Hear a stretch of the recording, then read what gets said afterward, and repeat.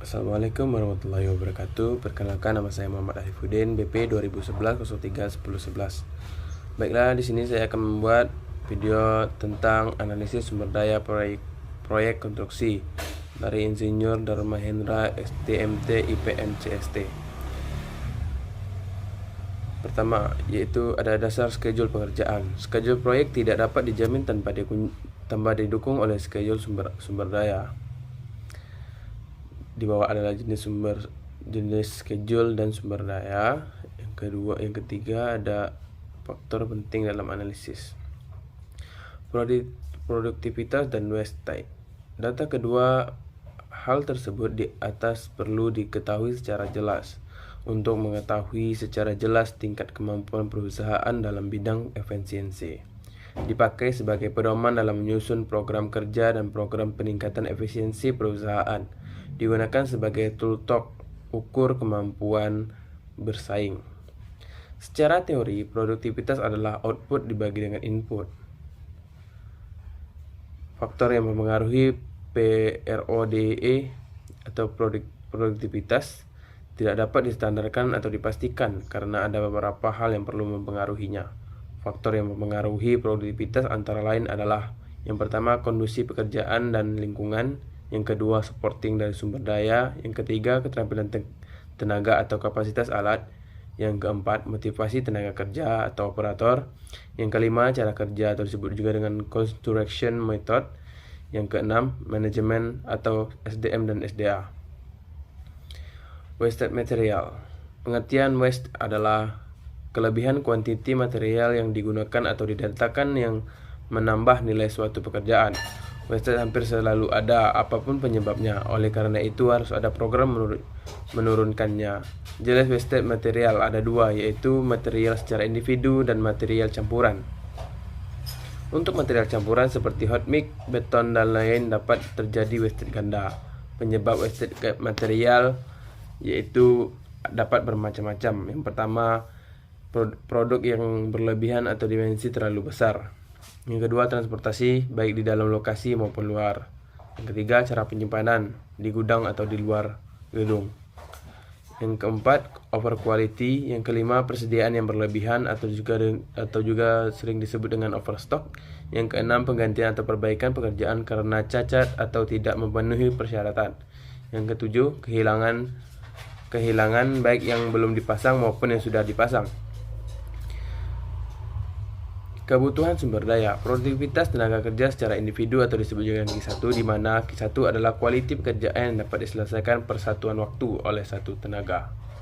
Produktivitas tenaga kerja secara kelompok Q2, di mana adalah kuantiti pekerjaan yang dapat diselesaikan per satuan waktu oleh satu kelompok tenaga. Faktor jumlah kebutuhan tenaga diperoleh dari produktivitas yang diperlukan dibagi dengan produktivitas yang ada atau disebut juga dengan kemampuan yang ada.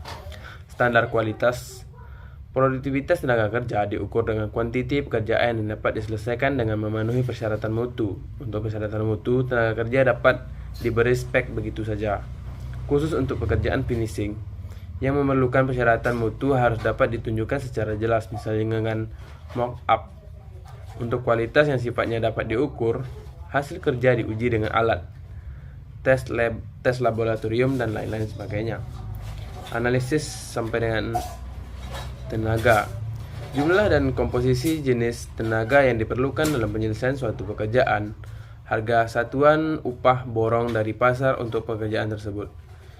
Harga upah harian menurut pasar untuk tenaga kerja yang bersangkutan. Contoh analisis sumber daya tenaga.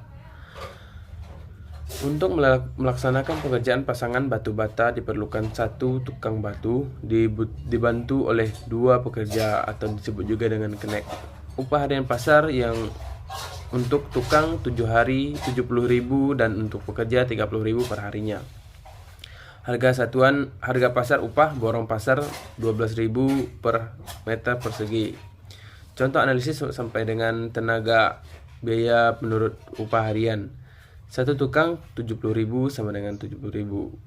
Dua pekerja 30.000 sama dengan 60.000. Produktivitas minimal per hari adalah 130.000 sampai dibagi dengan 10.000 di mana hasil yang dikerjakan adalah sebanyak 30 meter persegi. Dengan demikian, setiap harga borongan yang diajukan mandor harus dijamin beberapa produktivitas per hari. Faktor yang mempengaruhi keterampilan kerja perlu pedoman berupa referensi, keterangan pengalaman, sertifikat khusus untuk bangunan tinggi. Pekerjaan harus bebas dari takut ketinggian motivasi tenaga kerja. Perlu diketahui apa motivasi dari para tenaga kerja. Cara kerja diperlukan diberi cara kerja yang efisien. Manajemen perlu dukungan dari manajer. Pertimbangan pengadaan. Kualitas tenaga kerja mampu mencapai pekerjaan yang dipersyaratkan. Produktivitas tenaga kerja sesuai dengan time schedule yang ada. Harga borongan atau upah harus sesuai dengan budget.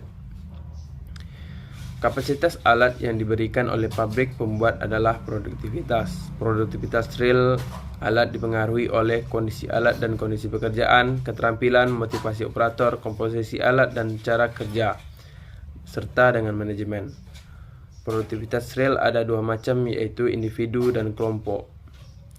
Kebutuhan alat. Untuk pekerja alat angkutan, maka produktivitas dipengaruhi oleh jarak angkut dan kecepatan alat angkut dalam bergerak. Untuk pekerjaan-pekerjaan yang memerlukan kerja sama lebih dari satu alat, maka produktivitas kelompok perlu dijadikan perhatian. Produktivitas yang terjadi dari anggota kelompok akan menentukan produktivitas kelompok tersebut. Produktivitas kelompok secara kasar. 3 jenis alat bekerja sama untuk pemindahan tanah, yaitu bulldozer, dump truck. Bila diinginkan produk sebesar 100 meter kubik per jam, WL dan DT harus ditambah. Bila diinginkan produk sebesar 70 meter kubik per jam, maka DT perlu ditambah. Kombinasi yang disarankan adalah berdampak ID cost alat terkecil. Kemampuan yang diperlukan untuk menyusun kebutuhan sumber daya material adalah sebagai berikut. Mampu menyusun WBS, mampu menghitung kuantiti dari item proyek, mampu membuat time schedule, memahami jenis-jenis material yang diperlukan tiap item pekerjaan, memahami tingkat wastage dan produktivitas yang akan diperhitungkan. Dari kelima butir tersebut di atas, yang berkaitan secara langsung dengan material adalah 2 butir terakhir.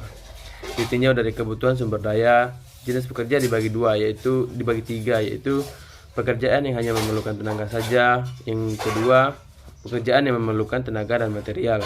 Yang ketiga, pekerjaan yang memerlukan tenaga dan alat. Merinci sumber daya tenaga. Untuk menghitung kebutuhan sumber daya tenaga menggunakan data tersebut, yaitu ada kombinasi tenaga kerja yang digunakan.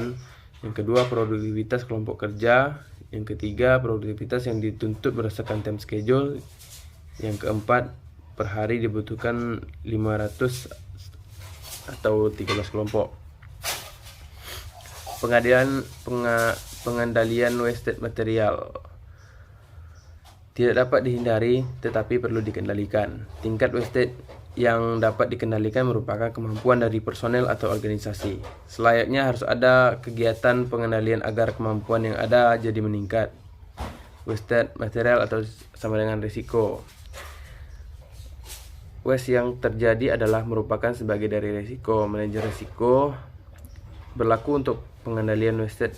Ada 4 macam tanggapan risiko, yaitu risiko ditolak, dialihkan, dikendalikan, serta diterima. Dalam praktek, ketiganya dapat terjadi di suatu kegiatan. Di proses penanganan material, maka ada 4 jenis kelompok wastage, yaitu raw material berupa bahan baku yang diproses di lokasi proyek. Yang kedua, material campuran berupa bahan campuran dari raw material yang dapat diproses di lokasi maupun di luar lokasi. Material jadi berupa material pabrikan yang tinggal dipasang di lokasi. Material prefab berupa komponen bangunan yang dirangkai atau dicetak di luar lokasi. Menekan wastage semaksimal mungkin adalah salah satu strategi dalam menetapkan bid price.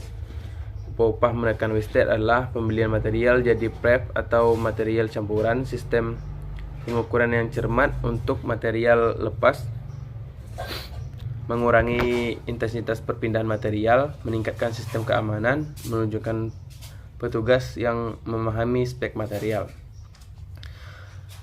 Resource allocation adalah suatu sistem yang mengatur jumlah sumber daya pada suatu jaringan proyek sehingga dapat diselesaikan dengan sumber daya yang tersedia sesuai waktu yang ditetapkan. Resource allocation sangat penting dilakukan terutama bila jumlah sumber daya sangat terbatas. Bila sumber daya terbatas dan durasi proyek sudah fix, maka perlu dilakukan rescheduling untuk mengatasi keterbatasan sumber daya tersebut. Tujuan dari perataan sumber daya adalah untuk mengatasi keterbatasan sumber daya yang ada untuk menjaga efisiensi jumlah kebutuhan sampai dengan tenaga dan alat. Untuk mengurangi fluktuasi jumlah kebutuhan, metode alokasi sampai dengan schedule pengadaan adalah merupakan kumpulan dari kegiatan yang bersamaan pada suatu periode. Bila jumlah pada suatu periode melebihi jumlah yang ada, maka perlu diratakan dengan cara menggeser kegiatan yang ada. Kegiatan yang dapat digeser adalah kegiatan yang memiliki float time. Jadwal pengadaan sumber daya dibuat atas dasar 3 hal, yaitu jadwal pelaksanaan pekerjaan memerlukan sumber daya, jadwal kegiatan persiapan yang diperlukan untuk pengadaan sumber daya yang bersangkutan, kebijakan stok material. Kebijakan stok material. Kebijakan jumlah stok material harus ditetapkan terlebih dahulu sebelum penyusunan jadwal. Jadwal pengendalian material dibuat untuk satu periode stok yang ditetapkan. Jadwal pengadaan material untuk stok awal yang paling penting dan menentukan. Kebijakan stok material. Kebijakan stok material dipengaruhi oleh banyak hal, antara lain kapasitas gudang, kondisi keuangan, tingkat kesulitan pengadaan, tingkat kadaluarsa material, dan lain-lain sebagainya. Baiklah, cukup sekian yang bisa saya sampaikan. Lebih dan kurang saya minta maaf. Wabillahi taufiq wal hidayah. Wassalamualaikum warahmatullahi wabarakatuh.